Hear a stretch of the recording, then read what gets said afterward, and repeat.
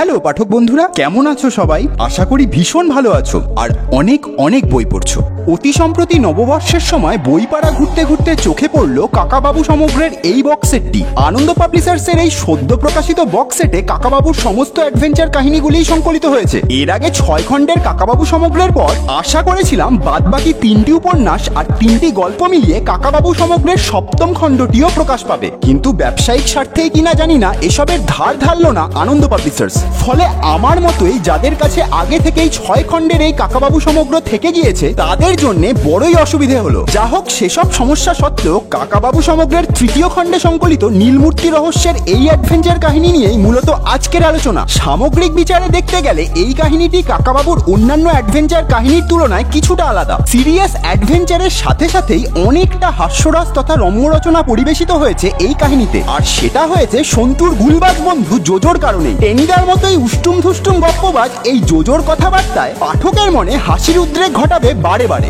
গল্পে কাকাবাবুর কাছে দুজন আসে আদিবাসীদের জিম্মায় থাকা একটি নীলমূর্তি উদ্ধার কল্পে সাহায্য চাইতে। পূর্বে কোনো এককালে মূর্তিটি নাকি তাদের বাড়ি থেকে চুরি হয়ে যায়, যদিও মূর্তিটি যে তাদেরই সম্পত্তি সে বিষয়ে কোনো প্রমাণ দিতে পারেননি তারা। ফলে কাকাবাবু এ ব্যাপারে তাদের কোনো রকম সাহায্য করা থেকে বিরত থাকে। এরপর জোড়াজুড়ি করলে কাকাবাবু তাদের একরকম অপমান করেই বাড়ি থেকে বের করে দেন। এদিকে জোজোর পাল্লায় পড়ে সন্তু যায় জোজোর পিসেমশাইয়ের বাড়ি। অদ্ভুত চরিত্রের এই পিসেমশাই নাকি একজন বিজ্ঞানী, খানিকটা মানিকবাবুর ওই প্রফেসর শঙ্কু গোছের।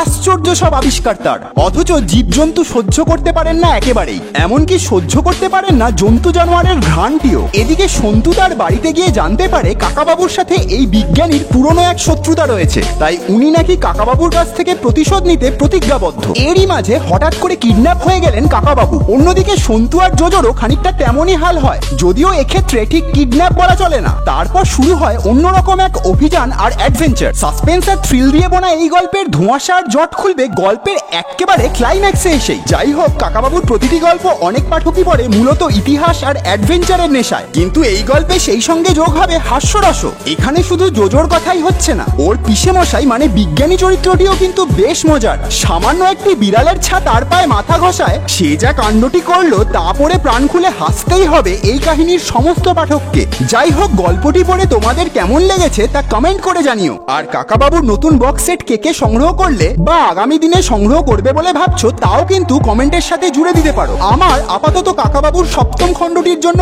অপেক্ষা করা ছাড়া আর কোনো উপায় রইল না। যাই হোক, এই ভিডিওটি ভালো লাগলে লাইক, শেয়ার আর সাবস্ক্রাইব করে আমাদের উৎসাহিত করো। ভালো থেকো আর অনেক অনেক কাকাবাবু পড়ো।